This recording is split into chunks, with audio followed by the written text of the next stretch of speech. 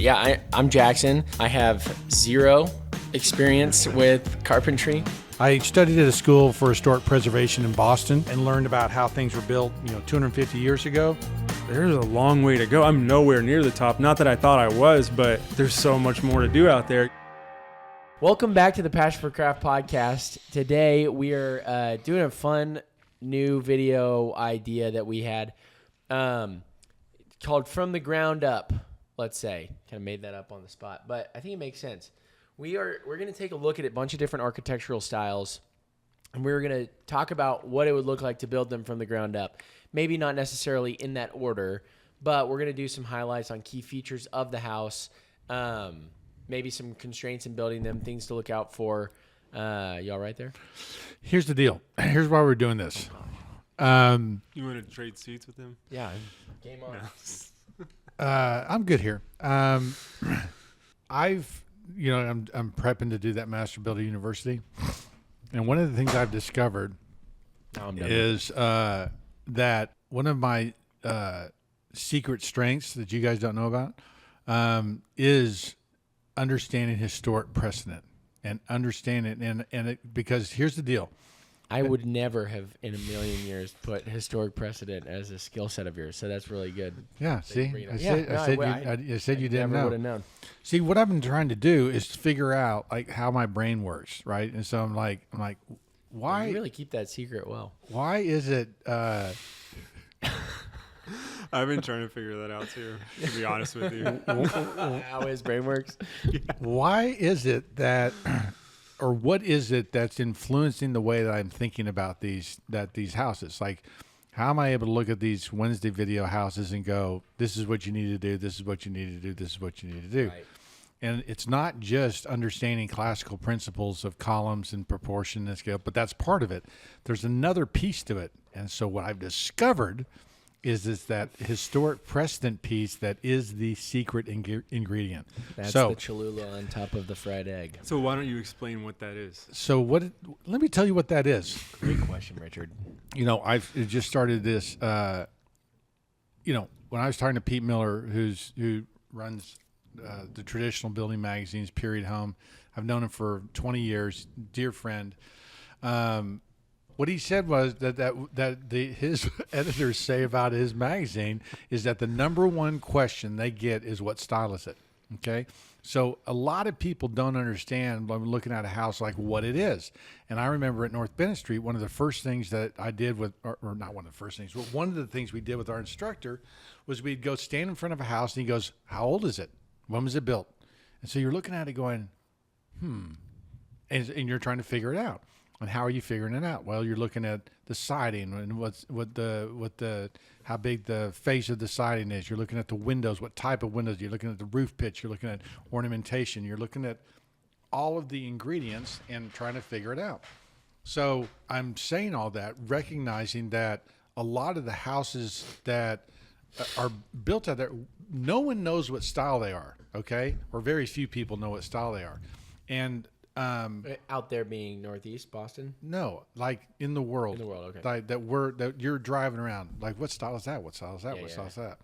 And so, and furthermore, to further complicate things, is that after 1970, speaking of the ranch style, after the ranch period ends, every house built after that style is basically no style. So now there is people trying to build Mediterranean houses.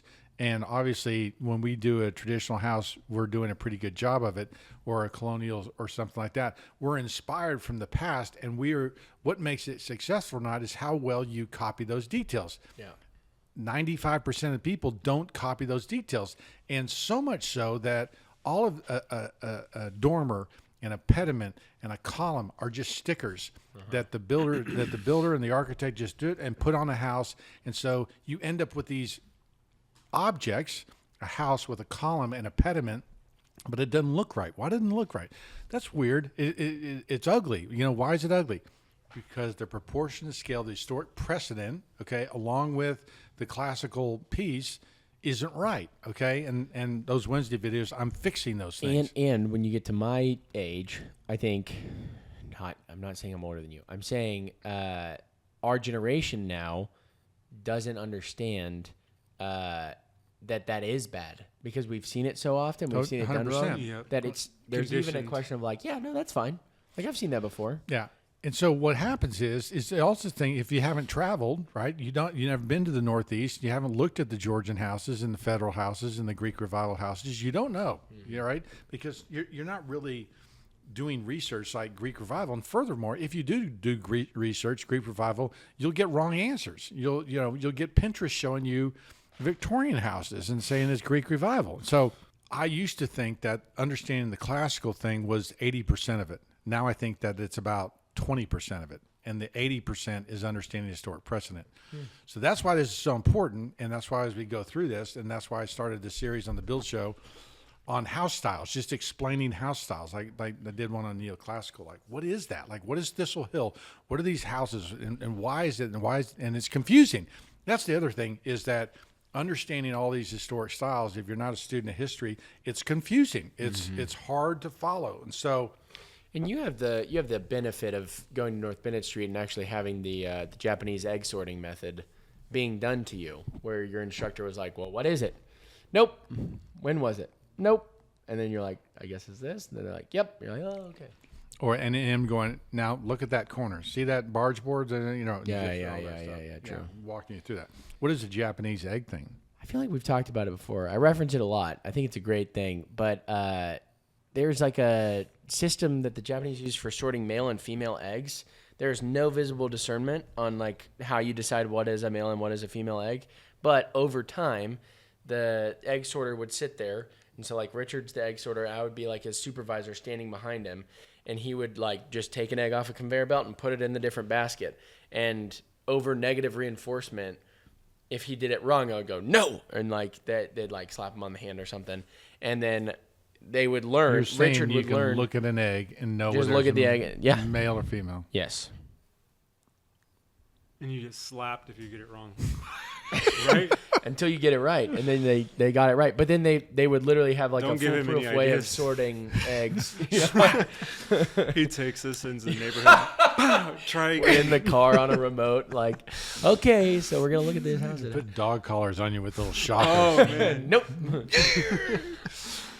it's What is colonial. I feel like you've talked about that a bunch. You've never talked about that. Really? It's the Okay. first I time haven't I've heard ever heard Isn't that. that crazy? I haven't heard it on this from you. But Austin, can you fact check me on that? he doesn't teach them how to see the difference. No, he just hits them. and they learn. They learn real quick. That is, Isn't that crazy? I can't believe it. It's just like I mean, if, now if I'm picking eggs, I'm sitting there going, waiting for him to hit me. I'm not looking at the eggs going, oh yeah, that was wrong. well, I think it was something like where they Right? just You're got not it on doing that. instinct, where it was just like, all right, this goes there, that goes there, that goes there, and then it's wrong. Okay, well, I don't call think it's like BS on all of that. There's no way that's a true story. I'm really excited. There's no way that happens. you know, I'm just saying, sitting here First of now. all, why were you sorting the eggs? I mean, who's doing that? Hens and roosters so that they can No. lay eggs. What do you mean? my Why are they sorting the eggs? Why wouldn't you sort the eggs? To see which ones you need to germinate and which ones you can use for. I sorting. just call total. You've been watching too much YouTube. I mean, there's no way. That it exists? Yes. I mean, I'm just reading that they can do 8,000 chicks per day, but it's not an egg. That's a chick. Maybe it was chicks.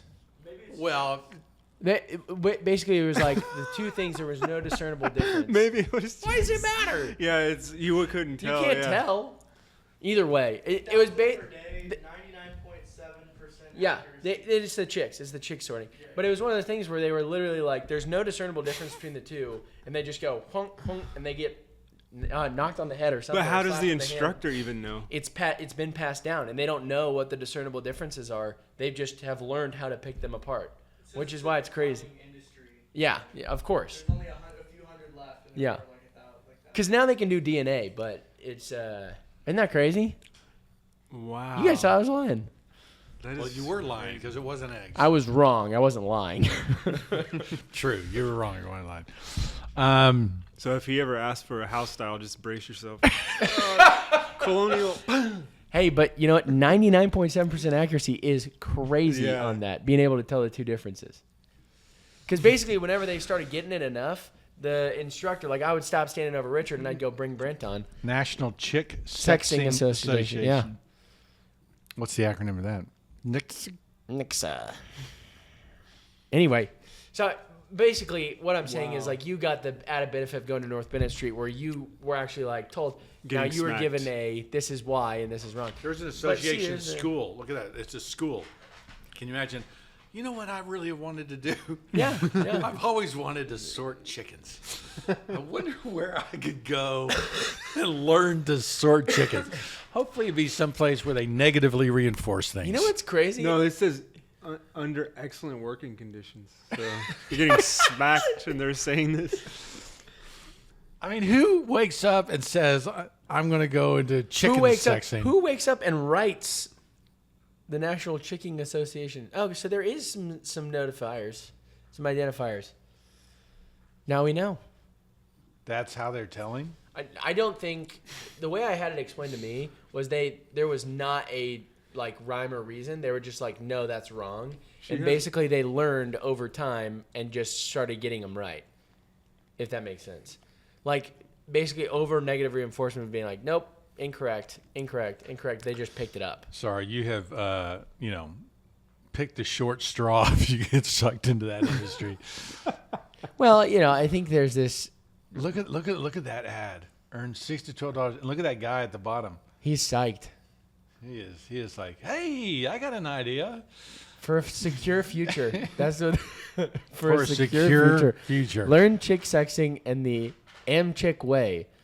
American Chicken Sexing Association School. I mean, this is a punk. We are being punked right now. There's no way this is true. It's just so. The only No school way. in America operating every year since 1937. So, I mean, you can put that in your pipe and smoke it. This makes it look pretty easy, though. Are you saying there's the brown chicks are automatically female and the male chicks are, and they, you know what it was? They were seeing in black and white back then, so they couldn't. Exactly. They couldn't figure the two apart. No wonder they couldn't. But do whenever it. they invented colors, then we really, that's how we figured it out. X-link breed. I wonder what that means. But yeah, I mean, are you looking at their curved wing at that point? No. You're going on instinct. But anyway, based on instinct, they can figure this stuff out. The point I was making, just to bring us back to where we. I think that was the the podcast craziest about rabbit building. trail we ever. Yeah, that is our best one. Oh That's our my best one gosh. so far. The point of this was you basically have the ability to look at a house now and tell us whether it's a male or a female house. Male or female sexed chicken. Yeah. Oh my gosh. Yes. Yeah. And the reason why I know, the Yeah. reason I can slap you is because I looked at the past, right? And we're going to see that as we go through this. So That's Master Builders University. There's going to be Yes. a bunch of boxes on the table, Victorian and Georgian. yeah, exactly. You looked at the past. So the ranch style, okay, 1950 to 1970, okay, is the period we're going to say. It's important. This style is important because it's really the last architectural style, I would argue, in America that's identifiable. That you drive by, oh, that's a ranch style house, right? What makes it ranch? Okay. Can we guess first, or how do you want to do Yeah, this? that'd be great. I'd love to hear what your guesses are. I'm just looking at it. It's a really low house. Low pitch roof. long in length. Do they have to be one story? Typically single story. Okay. Long, yeah. Got to Has pump up those windows that are horizontal, Oh, that's a good eye. not traditionally vertically Is that a feature? situated. You know, Oh, no way. 100%. They have a chimney. They have walls. I think my hand just got slapped there. It's a What else? What it's are a we metal missing? Chimney. Yeah, I mean, so this is a modern style. Okay, so modern versus classicism. Modern is a long horizontal, always accentuating the horizontal. Classical tends to accentuate the vertical. So the Wait, will you say that again? That's actually a really good rule of thumb. yes, the modern styles, modern design tend to accentuate the horizontal, whereas classical things tend to accentuate the vertical. Okay. And glass panes are a really important part of that. And in this style, you'll even see double hung windows with, horizontal bars and no vertical bars. And so, Is the Brady Bunch house a ranch style home? yeah, I mean, that's probably Has a two little late. I would stories. probably say it's 72, 75, something like that. It's a little bit after it, but it has a lot of ranch characteristics. See that window in the top right? Yeah. That big picture window and those horizontal bands. Okay, the big picture window is important because I grew up in running through these houses, and I have stories of friends who ran through the plate glass window, right? And you can see them on Instagram. The guys running, bam. Well, the problem was with the windows in this era, they weren't tempered glass. What does that mean? Well, so these shards. shards would come down, and I can know stories of guys being cut up and having stitches because they ran through their sliding glass door. So I ran into one and hit one, but I wasn't going very fast. But I literally can think of 3 friends growing up who ran through the thing and got cut. Wow. So Dang. yeah, so Did I run through a window when I was a kid? you look like you ran through a Yeah. window, but you No, didn't. no. See what I thought I modernism ran gets at a you? window. Remember that when I was young? No. Doesn't matter. What's that? I said modernism is dangerous. Yeah, exactly. So going back to the exterior, more than one reason. going back to the exterior, that horizontality, and you can see it in that house on the left, is done with the stones that are long, and so sometimes you'll see these flagstones and stuff like that that are like 2 inches thick by 20 inches long and all laid up, kind of stacked together, flat stacked. Yeah. That is a typical modern, mid-century way of laying up stone. The Roman brick, which is a long, thin brick, was popular in this era because it accentuates the horizontality. Oh, So yeah, look at that. Frank Lloyd Wright, when he built this house, he actually has, I don't know if you can see it here, he had white mortar in the horizontal bands can and see it. I mean, no it's- white border on the vertical bands, again, Yep. accentuate the horizontal. Now, one of the things that's interesting and reason why we can look at the ranch period and say it's modern is because of that guy right there.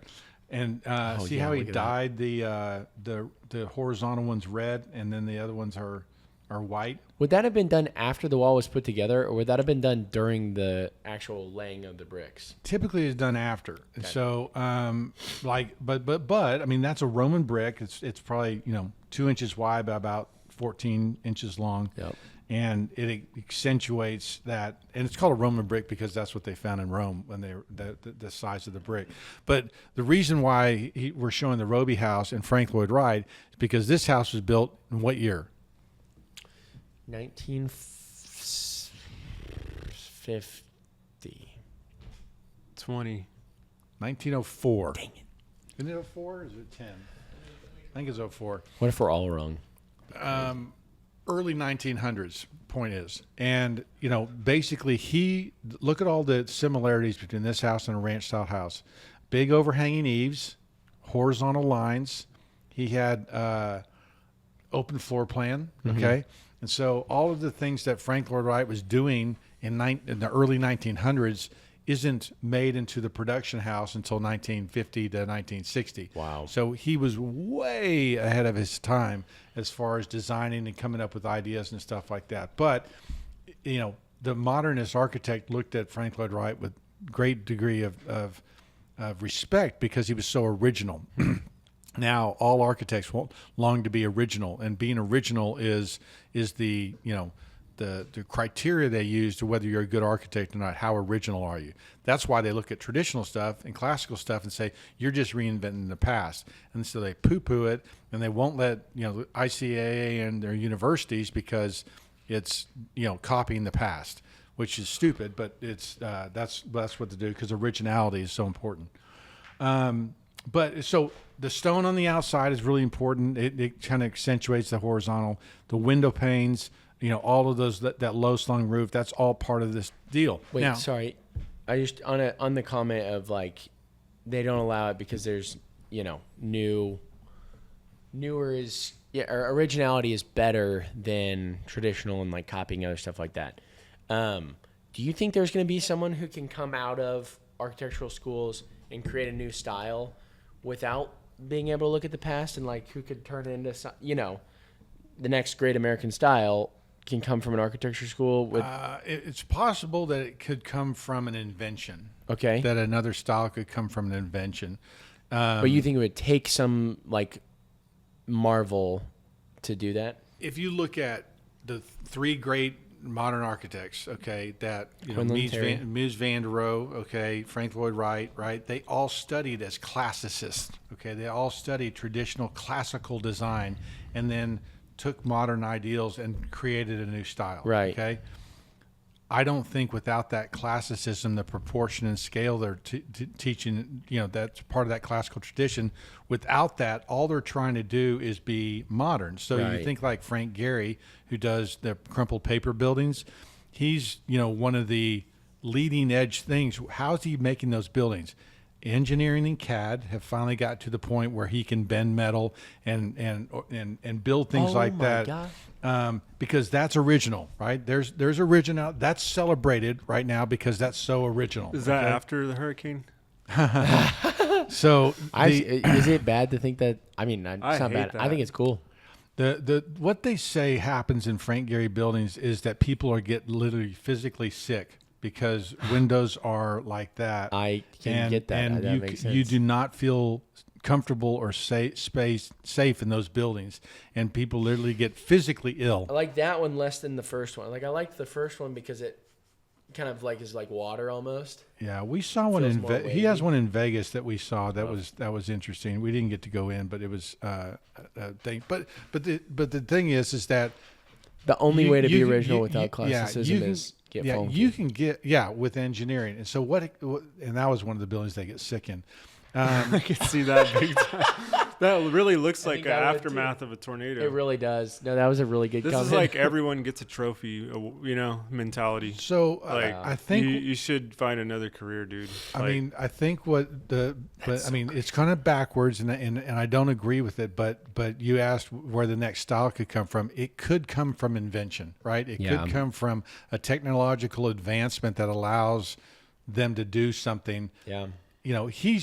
The other problem with the industry right now is that the most modern architecture schools don't really study residential design. Right. They've let it go to the builder. So, Frank Gehry does very few houses, right? I think you could count them on one hand how many houses he's done. You're telling me you wouldn't want to live in that? Because again, great, achievement in architecture comes through commercial buildings and these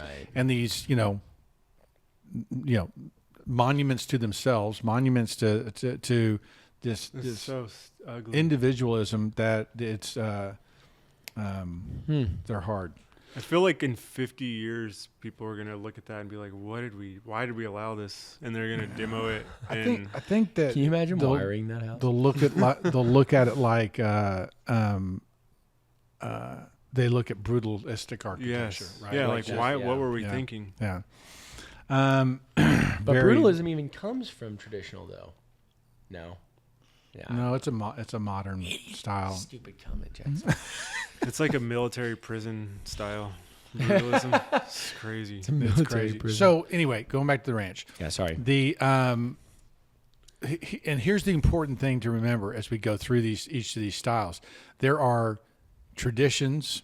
I'm kind of thinking whether that's the word or not, or technological advances, or products that became part of those styles that you can then timestamp, okay, as that's when we used to do that. So if you're in a Georgian house and you have a sliding glass door, right? You're like, what is this? that doing This has in been here? renovated. Right. This has been renovated. This is later, right?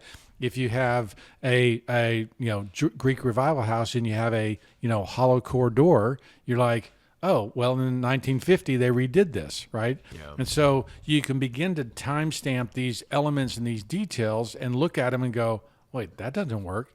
And so much so that I can look at a window mutton or a door profile or thing and go, well, that's from this period, that's from that period. No, it's That's from this period, that's from that period, right? You can do that because all these things are stamped. Now, sliding glass windows on this thing, the horizontal banding, that kind of horizontal rock, the open floor plan, hollow metal doors, or hollow core doors, and what was the other one I was going to say? These aluminum The windows long- too, right? Aluminum Long windows. bricks? Aluminum windows. Yep, long bricks. Aluminum windows are funny. I did a talk, and the Wedgwood people came when we were talking about the ranch, and we were driving around Wedgwood looking at their houses. And one of the challenges they're having over there is that when those aluminum windows go bad, okay, when they break or whatever else, the profile in your bedroom at our house, we live in a 1962 house. There's aluminum windows on the side. They were a cheaper window, okay. They put them on the side. The profile that's holding the glass is maybe 3/4 of an inch. So literally it goes from brick sheetrock to this very thin profile and then full glass, right? The problem with that is replacing that today, the only way to do that is with steel, and it's very expensive. So in a modest house, they can't replace those aluminum glass windows, and they end up putting vinyl in, okay? Well, the vinyl strap and everything else is at least 2.5, 3 inches, Right. and it looks like you did this fat circle around the window, and it looks terrible. And so, anyway, that's so interesting.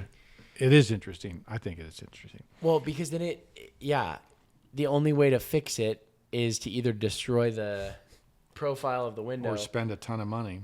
or spend a ton of money. Is steel that expensive? It's more expensive. I mean, it would be, a vinyl window might be $300. A steel one would be, $2,000, $1,500. Well, I'm thinking like, the window that you're talking about is like this big. Yeah. And so you just think about adding like wood in there. Like, let's say that's your only means of replacement is cheaper, or I guess vinyl, whatever. Now your window's that big. Yeah. And like, that's just a comical Yeah. window. It's getting much smaller. And why is that? Is it because they've tied it in so thinly, or why can't we use aluminum again? Am I dumb? Well, no one's making aluminum windows anymore. Okay. Actually, I think there's a commercial companies that do aluminum window, but again, they're expensive. But again, now the last piece of this, okay, is you gather, and the reason we can call this a style is because there was a philosophy behind the building of these houses. Okay, there was a way they thought about construction and housing and everything else that influenced how all the parts and pieces were put together. So, for instance, a clamshell molding, right? A clamshell molding is, maybe 2.5 inches wide, no profile, just goes and it just kind of rolls over to the edge. There's nothing more modern than that because there's no shadow lines, there's no definition, there's no punctuation, there's no, you're not, it's almost invisible. Yeah. And so aluminum windows and that clamshell moldings are both about a cost and It's embarrassing. it is. Should I mean, probably- we've only been doing this for a couple times, so you would know. I know.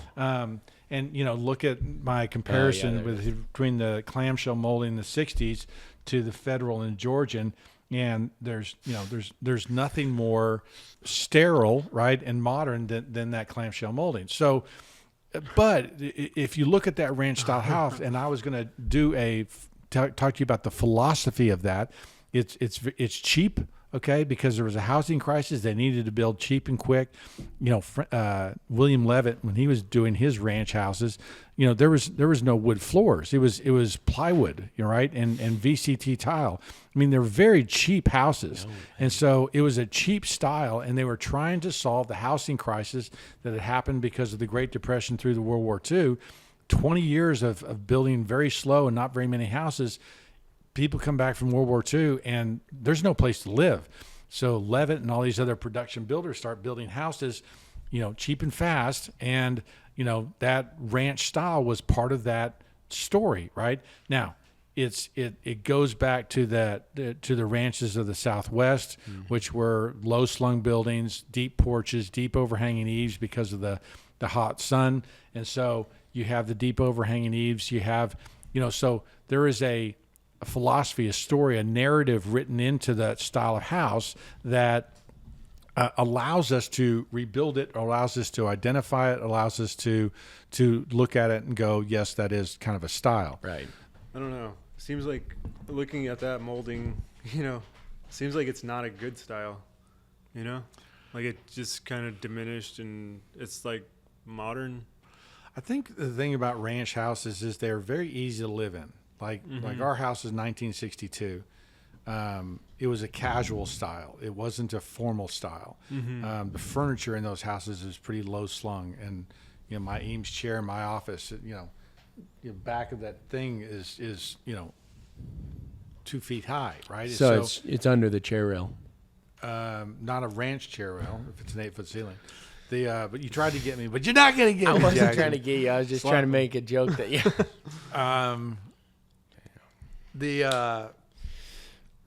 Well, I guess what my comment was thinking is like, there's this like, it seems to me like in building, it's like not an evolution, it's devolving, like a devolution of like, I mean, look. I know. I was looking at the it's dates going, too. it's getting worse. Yeah. Yeah. So you're feeling my pain. It seems like the classical builders of this 60s time would have been like, you see these ranches, like, can you believe this? I don't even know if they were called ranch houses. I think that there is an attitude about architecture, okay, that is lazier than it used to be. And in some ways, because I think about the ranch style house and how casual it is. And I think about the houses being built today, the barn dominiums, the shop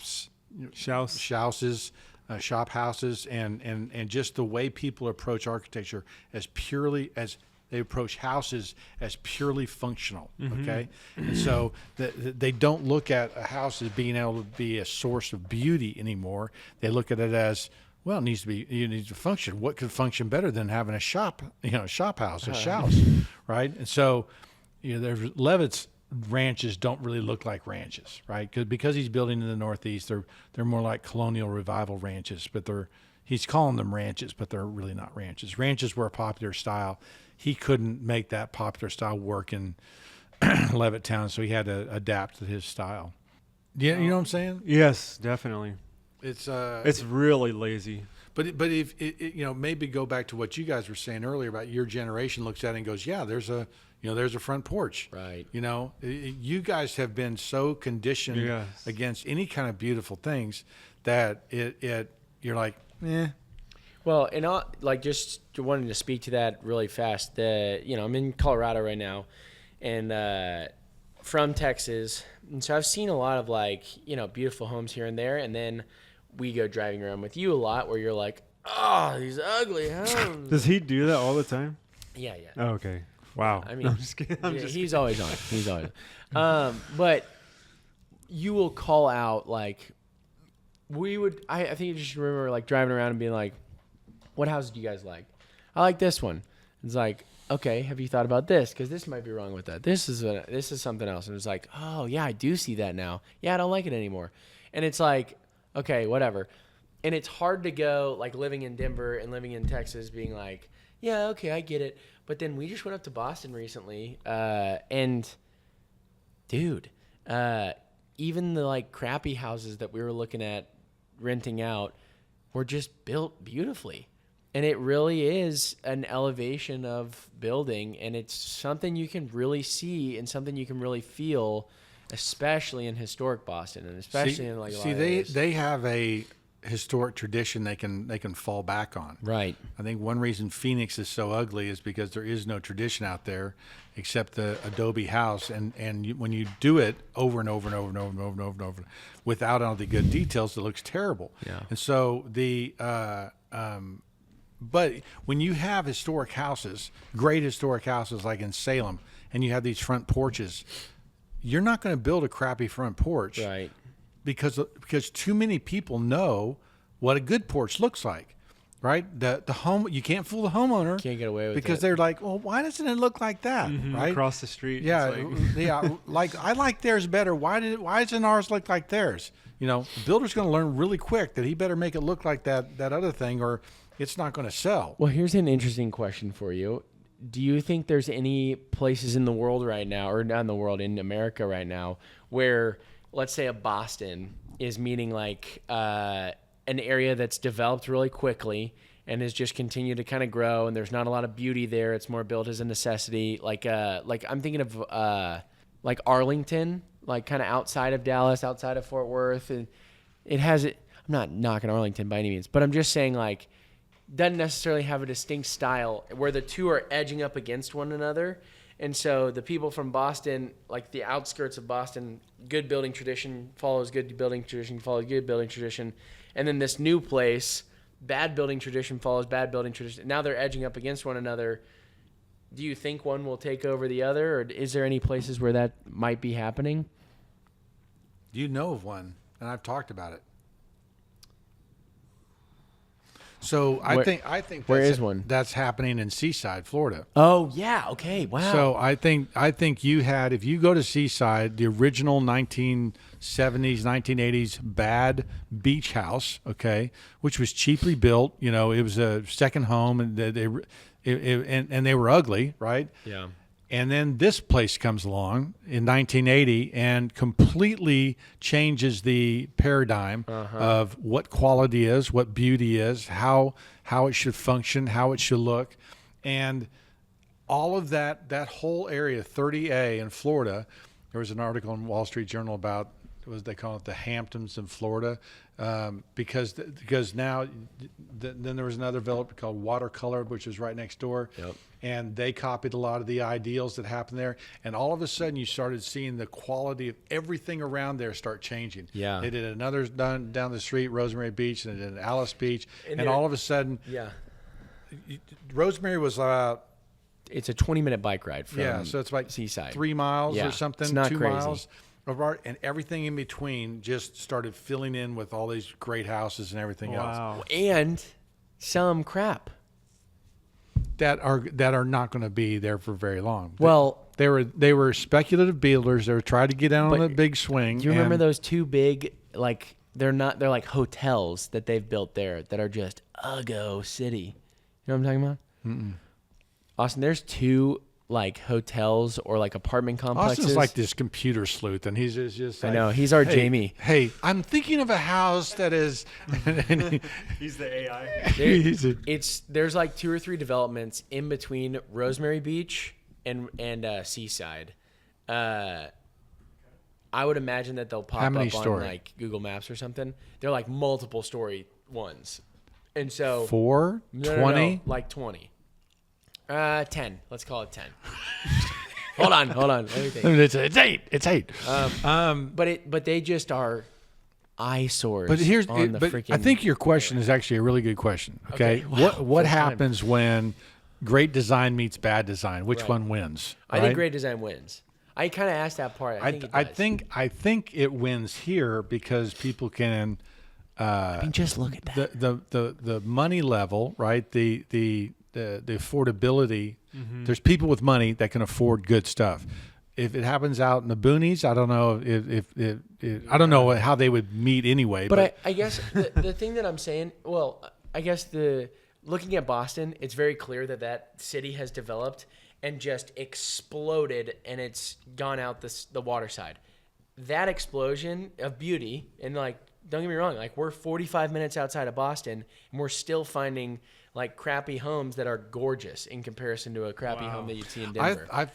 It's interesting you saw that because I thought the same thing when Yeah. I was up there. I was like, even the colonial houses that are bad here are better than great. our colonial houses than in Fort Worth. It was crazy. Of the same period. Well, and then that is going to hit something eventually that has been built quick, built cheap, and no design style. Austin, it doesn't matter if you can't find it. It's no big deal. Yeah, I know. You're killing it. That's over my there. bad. So, and what was my point in saying all that? What were we talking about that? When good design meets bad design, what happens? Like, who wins? I mean, it's certainly winning there and Well, in Florida. And I was going to push back on this too, because I think there are a lot of people who like frequent Seaside and have homes in Seaside and a lot of stuff like that. And it's like, I know some of those people and they're on a different money level than I've ever seen in my life, right? And then there are people who have gone on vacation one time there and just get it and understand, yes, Look at Austin. that's it. 4 stories, not 10, 4. 1, 2, 3, 4, 5. So, no, but Yeah, I basically, mean, that's bad. the right? problem in my mind with it is there's like beautiful house, that complex. Well, here's what's happening. Okay, people want to be a part of what's happening down there. Yeah. And so this allows them to get in there much cheaper than those other things do. Well, and that was part of my point is like people who will go recognize that what they're paying for more for the Seaside experience is like, hey, there's a lot of good here. Like there's a lot of really cool stuff going on here. And I think, I don't know. Well, I mean, I would imagine they would recognize that this is bringing down the quality of a Seaside because it's like. But here's the other thing is that if you look at the influence of I think we've had episodes on this, the influence of Seaside and new urban design. Okay, new urbanism, traditional neighborhood developments have, probably are the most exciting things happening in, new major developments in the last 20 years, 30 years than anything because of the success of Seaside, right? Because of this focus on traditionalism, focus on, traditional details, parking your car, riding bikes, walkability. Walkability is a huge buzzword right now about new developments, trying to make downtown walkable. They're trying to make, all these different places walkable because they know it works and people stay there longer. They spend more money there. They like those places better. And so if it's walkable and so, that totally goes against, ironically, the style we're talking about, the ranch style, because the ranch style really is a style built for cars, right? It's the first style with 2-car garage. It's part of the house. It's not separate. It's like a main feature of the house. A lot of times it faces the street, right? And that's a no now. But back then it was like, we're just kind of showing off. We've got 2-car garage because we've got a car. I think I told you guys this story, but we were in Detroit. And Detroit had one of the best mass transit systems in the country at the time, and then the car dealers, the car manufacturers were like, "No, we want cars to be more about," and they really kind of shut down that whole thing, mass transit thing for the car, and it was a national movement. It wasn't only in Detroit because in this period. Cars really are front and center. Well, just speaking to that a little bit and speaking about other styles as well. I know your thoughts on it, but I'm just kind of curious, like, Boston was never designed to be this like big car city. Right. And I think you feel that like when you're driving into Boston and there's 2-lane highways everywhere, but it's got a population size that's equivalent to a Texas town. And it's like, what are we doing here? We're in 45 minutes of traffic every time. And it's like, that sucks. But then, you have a place that's designed for cars. Well, just even our friend Alexa, she has this apartment that's in a great neighborhood, in a great place. Tell that story. She can see Tom Brady's old house across the street from hers. Like she's living in a 2-room. One room. Yeah. Apartment. In Boston, tiny. top floor of a what used to be a single house, but it's just a nice big home. Anyway, it's on this boulevard. It's beautiful, and but she was telling us about her parking situation. We're like, "How's the parking around here?" Because we're trying to figure it out. And she's like, "Well, it's not great. I got 2 tickets in the past week. I have to move my car all the time, like all that stuff. Because parking is just such a thing there." Because the city's so beautiful, they only had a certain amount of space for parking, and whatever spaces for parking. She's living in a house that was built in the 1880s, 1890s. Right. There's no cars then, right? And so there was carriages, but people didn't drive cars. Now as it's people been have 1 or retrofitted, 2 cars, and there's no room for cars in this city now. And so her complex, this house that's been bought and turned into an apartment complex, was selling a spot. Single parking spot. One parking spot, it's yours, permanently bought. How much do you think it would cost? And just to put it in perspective, $300 a month was another parking spot that I saw in a way less nice area. So $300 a month is like a renting rate. What would your guess be? 1,500? No, 15,000. 15,000? What would your guess be? I didn't hear the whole premise, but I mean, 15,000 sounds right. I guess. 14,990. Yeah, that's good. Price is I right. guess 20,000. What did you guess? 10. It went for $200,000. They were selling a parking space for $200,000. Time to move to Texas. Well, and that's it. I guess my point in saying all that is like there was clearly not a focus on cars back then. Well, It's there just wasn't. interesting to shift. And the one thing about those eastern cities is, especially Boston, is they're very tight and windy streets. You just look at this. Is that Houston or where is that? That is a town made for cars. Look at all those parking lots. Right? It just, yeah, I mean, so when you come west, right, that's when the car generations happen. Well, because now they're planning cities around cars. And if you read the book Suburban Nation, it talks about the plight that cars cause on cities because you get in your car to drive to work, you get in your car to go pick up the kids from school, you go drive to the industrial complex, you got the gated community, you got the shopping malls with parking lots, right? It's all designed to get in a car and drive, which is crazy.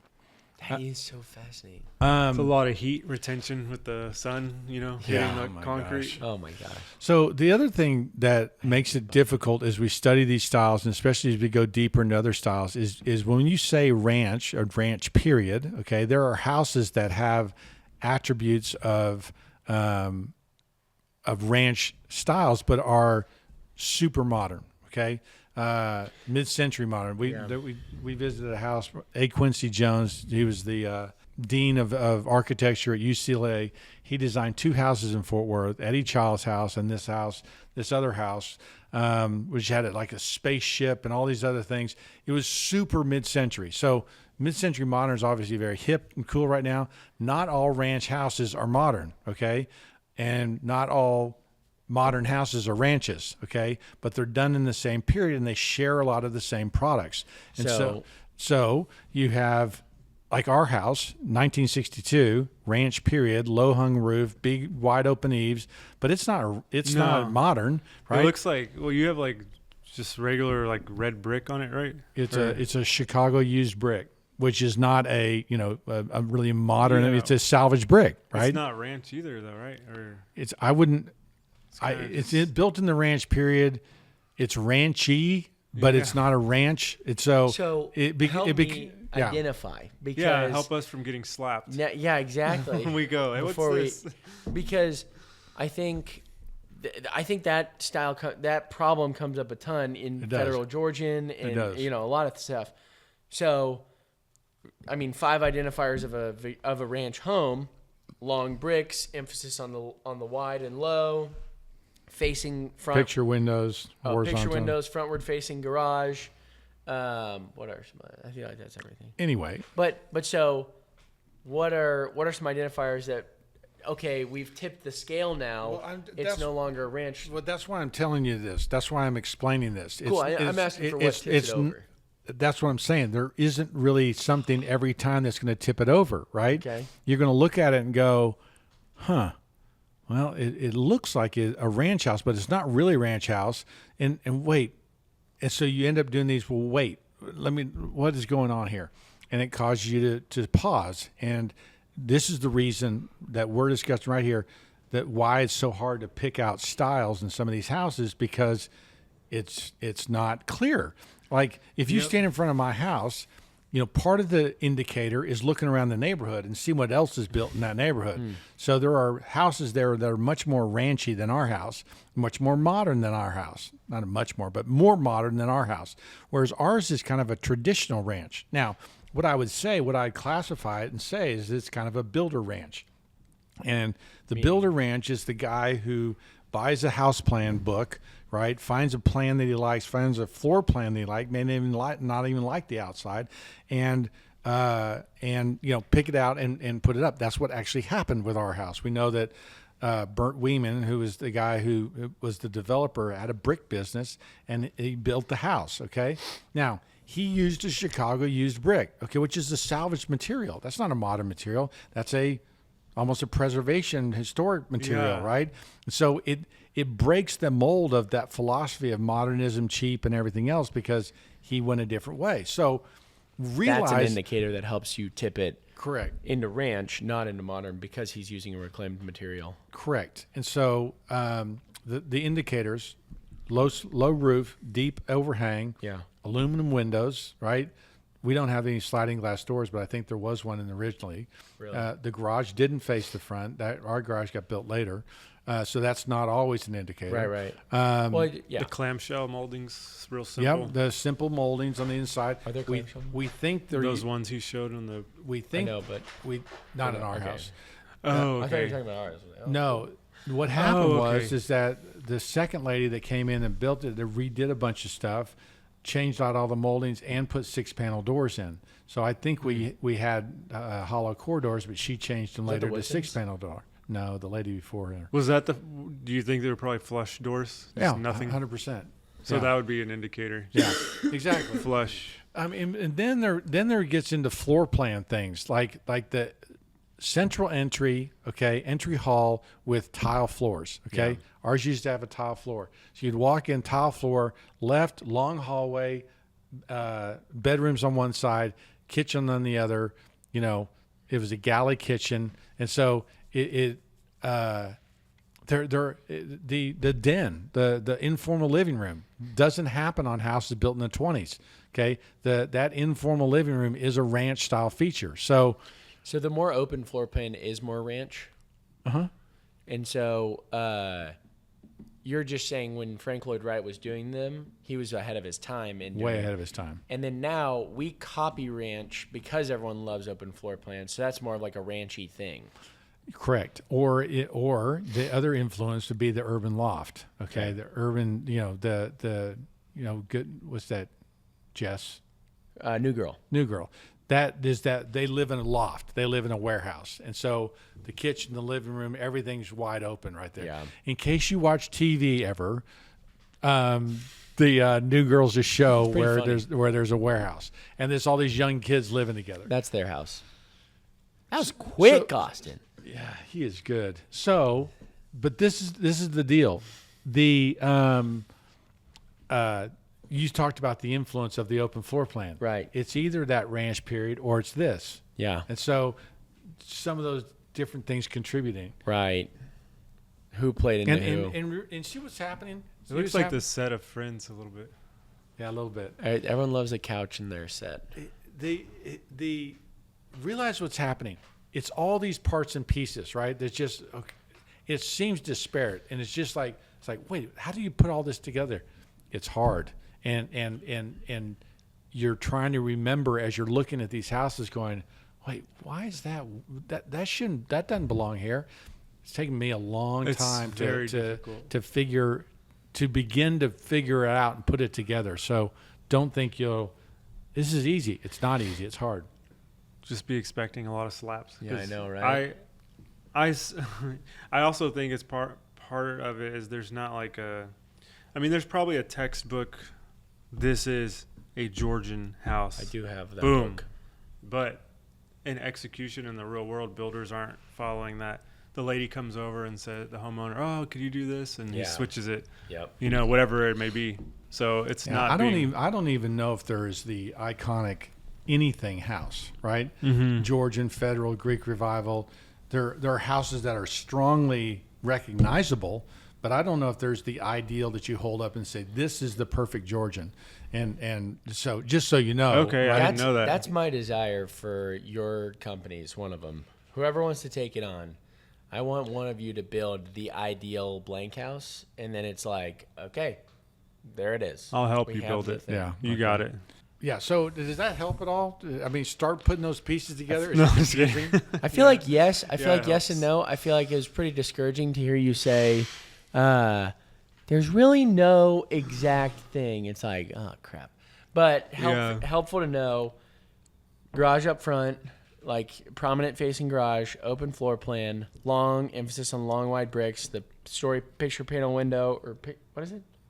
The window, big Picture window, pane window. picture pane window, Sliding glass door, overhanging clamshell roof, moldings. clamshell moldings. But it's like that's a helpful it's checklist. like those are checklists, but not always, right? Exactly. There's And this that's thing, what's but discouraging not about always, it. right? But also, it is helpful to just go, okay, because I feel like a lot of times it's like we've mentioned a lot of those things on the podcast, but I feel like just being able to just sit and marinate in that has been really helpful for me with Ranch, to where it's like I actually really feel like I've got a good arsenal now with Ranch. Do you feel that way? Yeah, I do. I think what would be fun is to go out and we guess. Yes. And we just drive, and then Yeah. you say, "What is that?" I could go take 10 pictures of houses in my neighborhood because it's confusing, and you go, what period is that? What Yeah, that'd be period's very that? fun. What's period that? That would I be a think good I think thing. we should just be preparing for that agree. episode as we're going through all the styles, and then when we hit the end of the styles, then we bring out the test. You know, like we go over the material in class, and then quiz time. I like it. Right? Nice. All right, cool. Well, One There we style go. one style down. Oh my gosh, look at that. thank you guys for watching the Passion for Craft podcast. We'll see you next time.